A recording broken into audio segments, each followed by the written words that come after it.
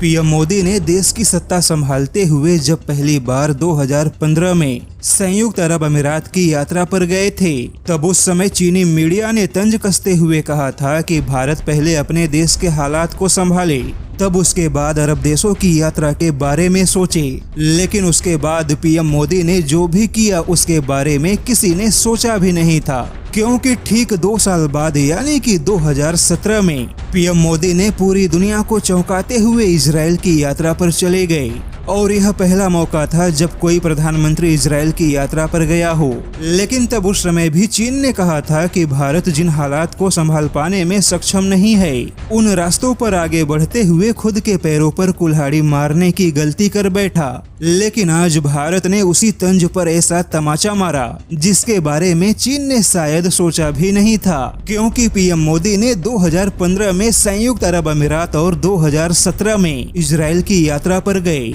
और आज वह दोनों ही दुश्मन देश हाथ मिलाकर पिछले 2 सालों से अपनी साझेदारी को मजबूत बना रहे हैं और अब हर महीने ही नहीं बल्कि हर हफ्ते इजराइल की कोई ना कोई कंपनी संयुक्त अरब अमीरात में अपने व्यापार को फैला रही है। अब यह कोई संयोग है या फिर पीएम मोदी की एक लंबे समय वाली कूटनीति जिसने अरब देशों के राजनीतिक हितों को ही बदल के रख दिया, क्योंकि 5 या 6 साल पहले किसी ने सोचा भी नहीं था कि इजराइल और संयुक्त अरब अमीरात कभी साथ होंगे, यानी कि चीन केवल तंज मारता रह गया किंतु भारत हाथी के मस्त चाल में चाल चलता रहा और आज हालात ऐसे बन गए कि चीन को भारत के सामने अरब देशों में खुद को बचाने के लिए अफ्रीकी देशों में निवेश को हटाकर मिडिल ईस्ट एशिया में निवेश को बढ़ाना पड़ा। अफ्रीकी देशों में चीन का वर्चस्व खत्म कर भारत जब अरब देशों में चीन को चुनौती देने पहुंचा, तब चीन ने भारत के कूटनीतिक खेल को काफी हल्के में समझा। लेकिन भारत का वजन क्या है, अब यह चीन को अच्छे से समझ में आने लगा है